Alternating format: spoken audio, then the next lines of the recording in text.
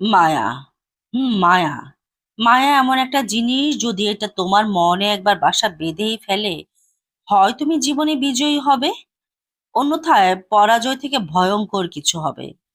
হতে পারে তোমার জীবনই ধ্বংস করে দিবে। মানুষ বড় অদ্ভুত জাতি। মায়া সত্যিই বড় অদ্ভুত। না দেয় ভালো থাকতে, না দেয় ভুলে যেতে। তাই আমি তোমাকে বলবো, মিথ্যে মায়ায় থেকো না, নিজেকে সংযত রাখো।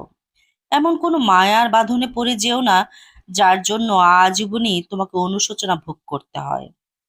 কারণ মায়া ত্যাগ করতে না পারা মানুষগুলো জীবনে কখনো সফল হতে পারে না। তুমি আমাকে প্রশ্ন করতে পারো, তাহলে কি আজীবনই দয়া মায়াহীন নির্দয় পাথর হৃদয় মানুষ হয়ে থাকবো? উত্তর হবে না। তা কেন হবে? মায়া করো তোমার বাবা মায়ের উপর, মায়া দেখাও তুমি তোমার পরিবারের উপর। কেননা এই পৃথিবীর একমাত্র নিঃস্বার্থ সম্পর্ক হলো বাবা মা এবং সন্তানের মাঝের সম্পর্ক।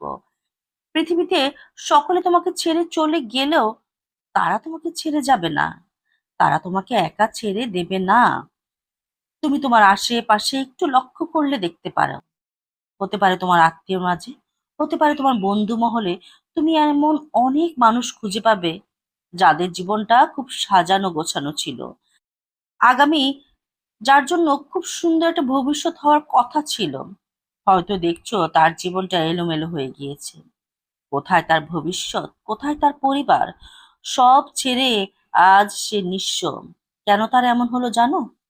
সে তো নেশা করতো না, তার জীবনে কোনো কিছুর কমতি ছিল না। মায়া। হ্যাঁ, হয়তো এজন্যই তার জীবনের সব থেকেও আজ কিছুই নেই। যার মায়ায় পড়ে সে সবকিছুকে তুচ্ছ করেছিল, হয়তো সেও আজ তার পাশে নেই। অনেক সময় মায়া ফুরাবার আগে মায়া করা মানুষগুলো হারিয়ে যায়। তুমি বলতে পারো, মায়া ছাড়া কি মানুষ থাকতে পারে? না, একদমই পারে না। মায়া ছাড়া কোনো মানুষ থাকতে পারে না।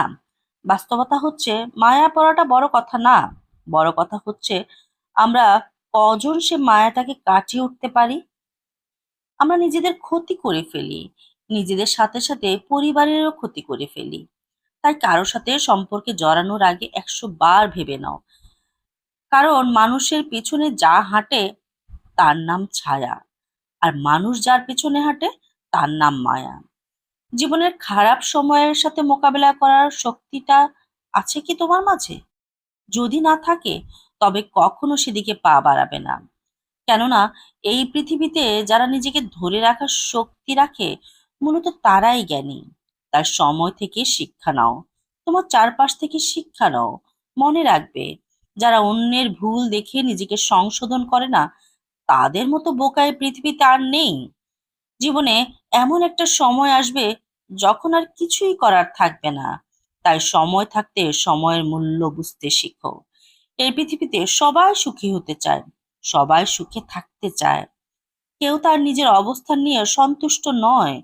চাকরিজীবী ব্যবসায়ী হতে চায়, ব্যবসায়ী শিল্পপতি, আর শিল্পপতি মহাশিল্পপতি, মহাধনী হতে চায়।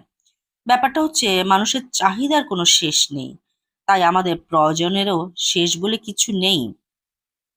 মূলত আমরা সুখকে অনুভব করতে পারি না, সন্তুষ্টি হতে পারি না।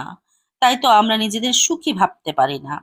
জীবনের চাহিদা থাকাটা স্বাভাবিক, কিন্তু সে চাহিদার জন্য আফসোস হতাশ হওয়াটা ঠিক না। তোমার যা আছে তাই নিয়ে সন্তুষ্ট থাকাও জীবনের শিক্ষার একটা অংশ। তোমার যা আছে তা হয়তো কারো কাছে সারা জীবনের স্বপ্ন এবং অর্জন। তাই নিজেকে দুঃখী ভাবার কিচ্ছু নেই। তাই মায়াকে কখনো মাত্রাতিরিক্ত হতে দিও না। বাবা মায়ের স্বপ্ন ভেঙে দিও না। কারণ যারা বাবা মায়ের স্বপ্ন বা আশা ভেঙে দেয়, আল্লাহ তার স্বপ্ন ভেঙে দেয়। মনে রেখো, মা বাবার মনে কষ্ট দিয়ে পৃথিবীতে কিছুই হাসিল করা যায় না। তাই সাবধান। নিজের লক্ষ্যের কথা, নিজের বাবা মায়ের কথা ভেবে নিজেকে নিয়ন্ত্রণে রাখো।